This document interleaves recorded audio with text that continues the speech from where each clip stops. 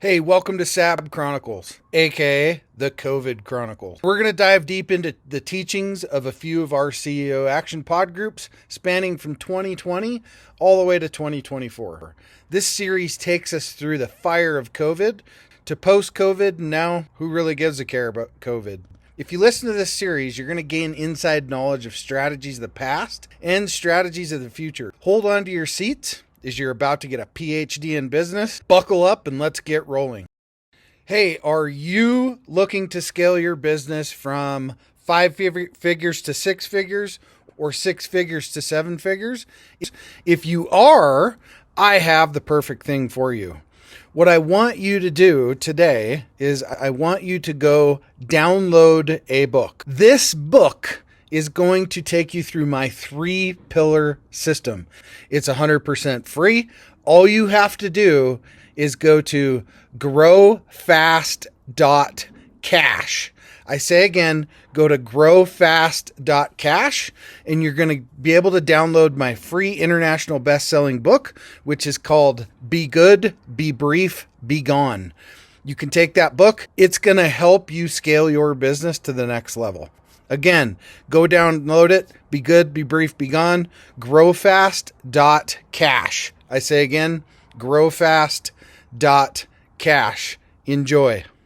Today, as we roll into today's training, hopefully all of you brought your top 3 challenges with you today. But today we're going to really talk about business survival at scale. And that is today, all right, in today's time.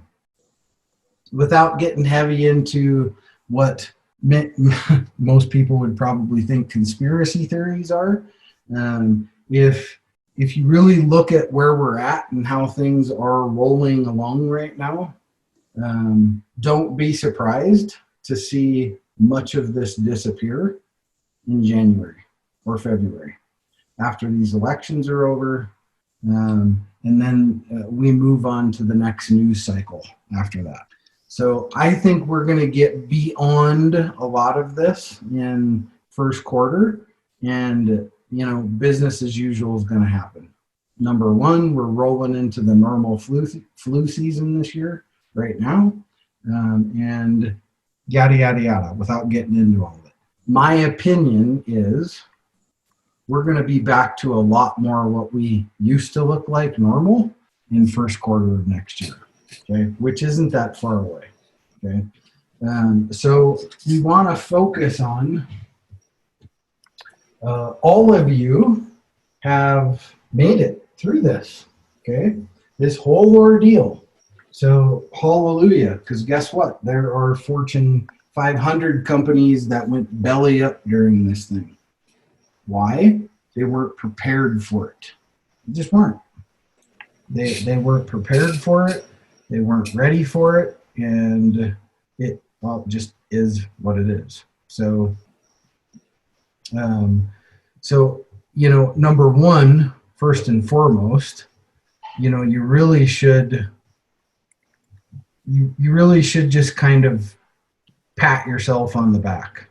Okay, so, we want to really get into this right now, from here, wherever that number is for you. This is just a number. I went 1 million. How do we get from here now up to here, 5 million, okay? To make our companies grow and scale, all right? So in all the time, right, that we've been here thus far, through this whole process and through, this pandemic and yada, yada, yada, all this stuff, right? The focus now has to be on really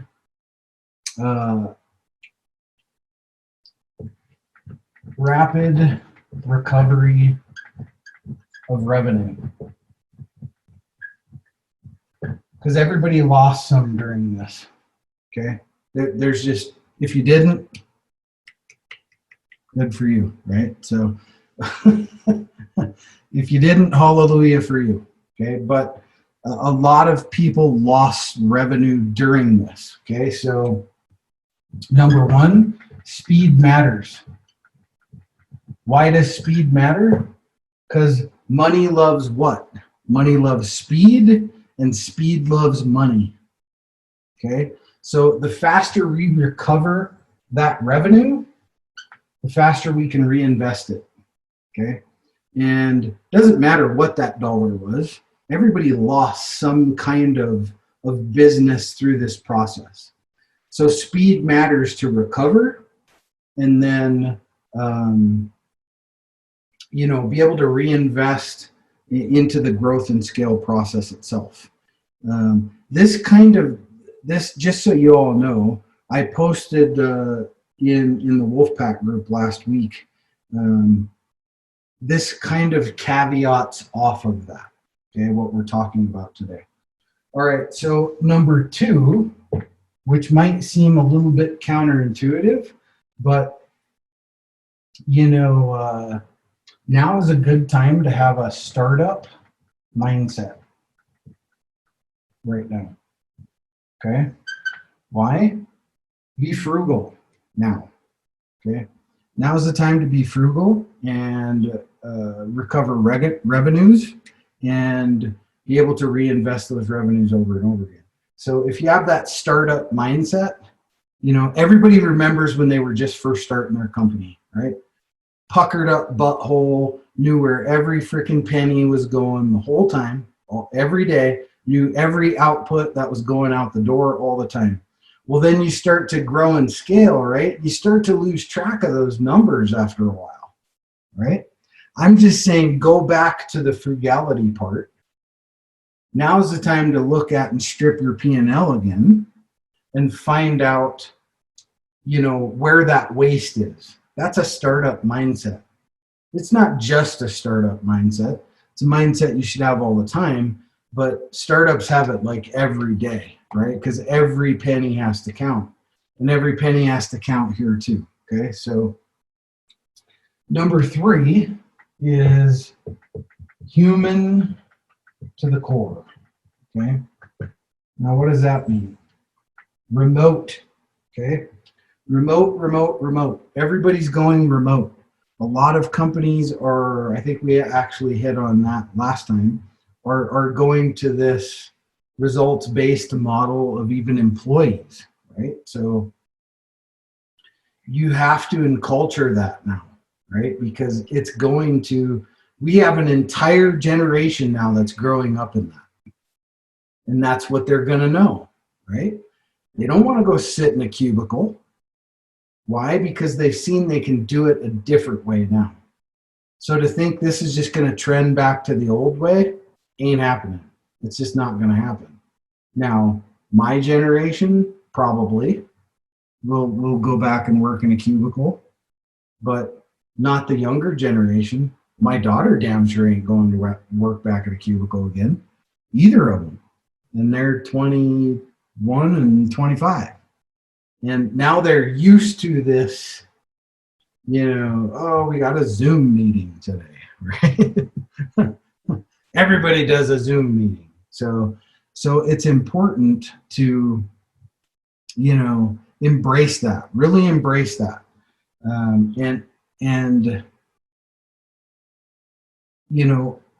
Human to the core is don't forget about humanity. It's a comment that I make all the time.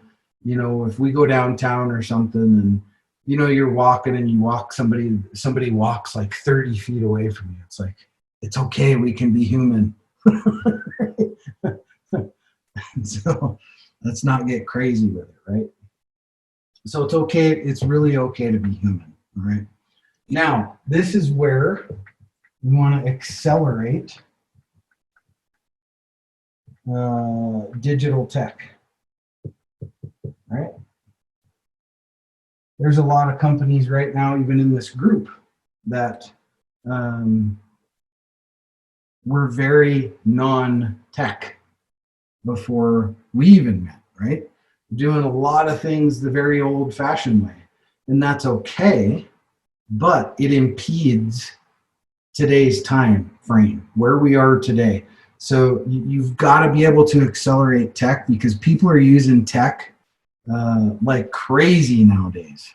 You know, I mean, just if I would just go back, 6 or 7 years ago, well, Zoom didn't even exist, I don't think. Then maybe it did, but this wasn't possible. We hopped on a phone call. We didn't get to see each other like this. And that's a really cool thing.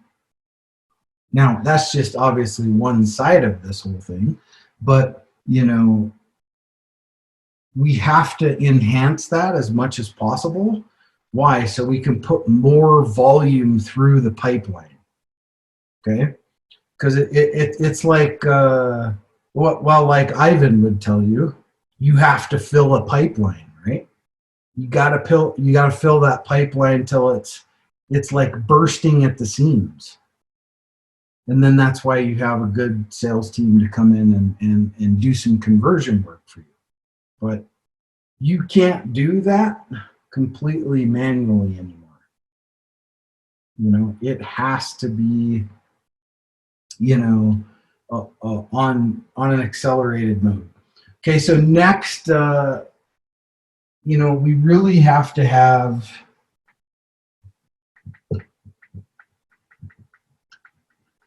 I call it a customer service playbook. Why? What does this drive? What does this good customer service playbook drive? It drives everything. It drives your whole company, right? It drives the culture. It drives the process. It drives the scale, the growth. It's purpose driven, right? So, we have a purpose driven customer service playbook. Okay. And, when you look at customer service just as a whole, it's a huge, lacking thing. And I'm not going to get into that whole thing. We've talked about that before. But I'm just saying, have that in this time where, we have to be in this business survival, right? It's really important that we get a customer and then we make that a customer, a customer, a customer, a customer, a customer. Why? Why? Because it's 10 times harder to create a customer than it is to continue to upsell the same customer you've already acquired, right? And that's just through a skillful sales. That's all it is. So have a purpose-driven playbook that supports that, and put those pieces in there that supports that that part of it. Looking to grow your business beyond 5 figures, 6 figures, 7 figures plus? What I want you to do is go download this book. The title is called Be Good, Be Brief, Be Gone. It will help you grow your business past 5, 6, and 7 figure. Go download the book today. Growfast.cash. I say again, growfast.cash, and download the book for absolutely free. Okay, next is ecosystem and adaptability. And adaptability. Many of you were here because you did this. You adapted, period. You've all made it through where you look at, which one was it? I don't know if it was Hertz or one of the big car rental companies. Hell, they didn't make it 2 months into this thing. Then they went bankrupt. Okay. Everybody here made it through this thing. It's not over, but the brunt of it's probably over, right? I think. Pretty much. And it's still going to be a little lasting whiplash, but I think the major whiplash already happened. Still some happening, but you all were able to adapt. Now you have to continue to adapt in the environment, on the new world, right? What things are going to roll out and actually look like in the next 6 months to a year. What's that going to look like? I don't think any of us know that. But we do know this. Clearly, the economy has to survive. I mean, we're not all going to move to Canada, so or Belize or something. But it's really being adaptable, and that ecosystem. What can we look at here, right? Different supply chains. And another thing, what I keep saying is JV deals, right? JV partnerships. I mean, that is the really neat thing about a group like this, right? Is there's so much room for JV partnerships. Matt reached out to the whole group, I think, last week. And he said he was interested in having a conversation with everybody to create referral partnerships, right? So, I mean, why wouldn't you want to do that?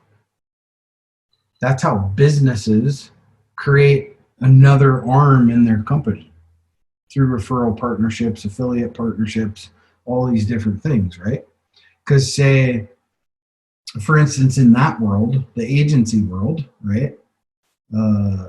Say Terry, who runs an agency, and Matt runs an agency. Matt has clients that or people that apply there that don't quite fit the mold of what they're looking for. So what? He can now refer them over to Terry, and they're a perfect fit there, right? And that creates a JV partnership. So don't lose the cash flow. Just move it in a different direction. That's all. Yeah, go ahead. Thanks for that idea. I've already established 2 JV partnerships, one with Mike, yeah, and then one with Virgil. And it's a win-win for everybody. Yeah. Yeah, JV partnerships are great because, just because you can't fulfill something, if you know somebody and you have an established relationship with them that you can trust them to fulfill, that's a win right there, 100%. And I mean, we have all those dynamics in this group, which is pretty cool. I should have 2 new clients coming into this group next week. One's another agency, and another runs a business connection company. And I mean, he's going to be a huge asset in this group for all of you for referral partnership. I mean, it'll be huge for that. He's connected all over the world. So it's that'll be a great partnership right there. Jason, what kind of business is he in? The business is called One Business Connect. So they connect companies, kind of similar to what you do, just in a different way. Because they're more, they're not on the advertising side of things, just more like business connection to connection type stuff. Are they like rainmakers? What is that? I don't know what that means. It doesn't matter. Doesn't matter. Forget it. Forget it. Yeah, go ahead. What they basically do, Nancy, is once they know what you do, they go around and then find people that are actually looking for the service that you're providing, and then they just basically do the introduction. And they've done, at least for me, they've done probably 12 introductions already. Wow. And what did they get out of it? What kind? Is it like a negotiable deal? I like it.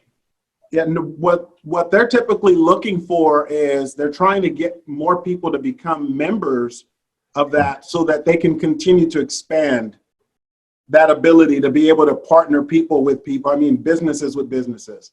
They do a very, very good job of it too. Kind of like not one of the 12 calls that I've had, not one was not a good fit. Really?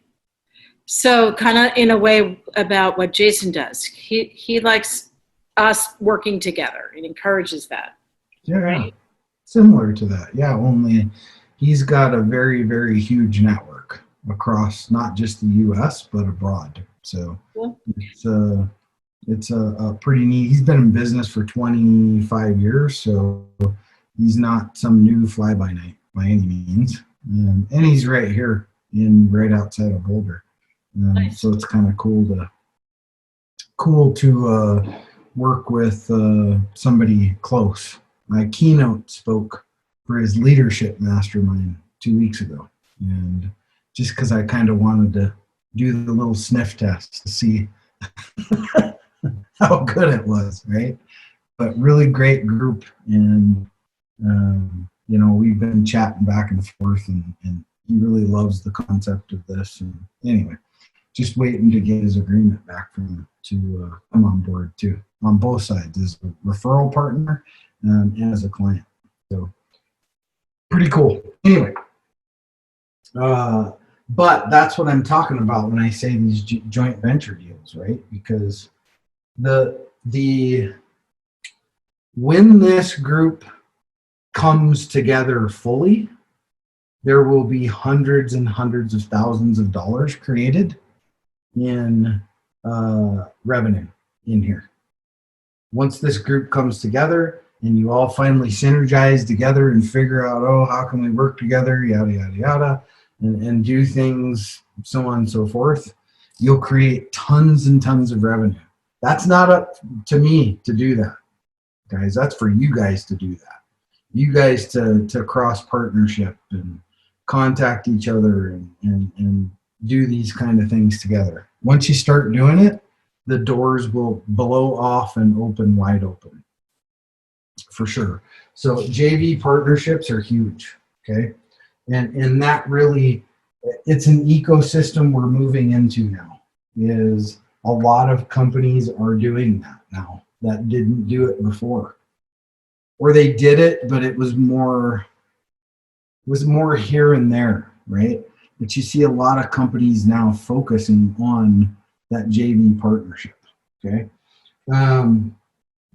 Okay. Next is act with urgency. Right. In everything that you do, right? Because, well, you can choose to not close that sale today, and it's gone tomorrow.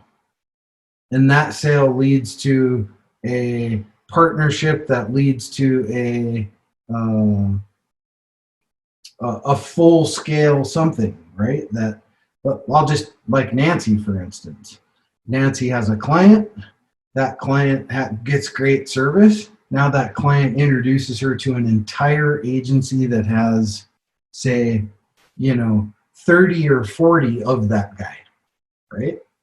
So we don't wait on anything. We always act with urgency all the time. Okay, that's not just the times we're in conversation. That's all the time, right? Whether that's you personally or if you have somebody doing that for you, whatever it is. But we don't let things set on the fence, ever. I'm a pit bull when it comes to, clients and whether or not they're going to get off their ass and do something or not. You either are or you're not. There's no, I'm thinking about it, maybe 2 weeks later. No, there isn't that, right? It's either you're going to shit or get off the pot. I've had that philosophy for years. And that's how I like to approach things. I'm not a chaser. I don't like chasing people, right? So you either have or you like what we have or you have in your company, your lead base or prospects, they have what you have, what they like or not. This isn't a 2-3 week conversation. It's a yes or no, because it's urgent. Why is it urgent? Because it's urgent. If it's urgent for them, it's urgent for you. Because the whole point for most people when they have a client is to provide a service that helps them in some way. So do you want me to help you now, or do you want me to help you in 2 weeks? Well, what happens in 2 weeks? You don't become quite as important. Period. Okay. So, and then stay agile. Okay. All the time. All right. There's a lot of companies fell asleep at the wheel, and they weren't agile enough to pivot. They just weren't. It's just the truth. And that's why they went belly up. How does a Fortune 500 company go belly up in 2 months? I can't even answer that because that makes no sense to me at all, right? Clearly, there was tons of already mismanagement going on in the first place. So just stay agile and be honest with budgets and all that stuff, which we'll talk about in a minute. But stay agile in your company and do the thing that matters. Hey, we all want to scale our business. Hey, I have the answer for you today to help you do that. If you're looking to scale from 5, 6, even 7 figures and beyond, book called Be Good, Be Brief, Be Gone. I'm going to give it to you for free. All you have to do is type in growfast.cash. I say again, growfast.cash, and you can download the book for absolutely free. I hope the book helps you this year. Take your business to the next level. Again, go grab the book, growfast.cash. I say again, growfast.cash. I wish you the best and grow, scale, and win. Thank you for tuning in to the SAB Chronicles, otherwise known as the COVID Chronicles. Hey, we hope you took a lot of great little golden nuggets from this episode. Follow us on social media. Follow us everywhere you can follow us for updates on all of our different series of podcasts, to include this one right here. We hope to see you back as soon as possible. And remember, you should always want to grow, scale, and win. We'll see you on the next episode.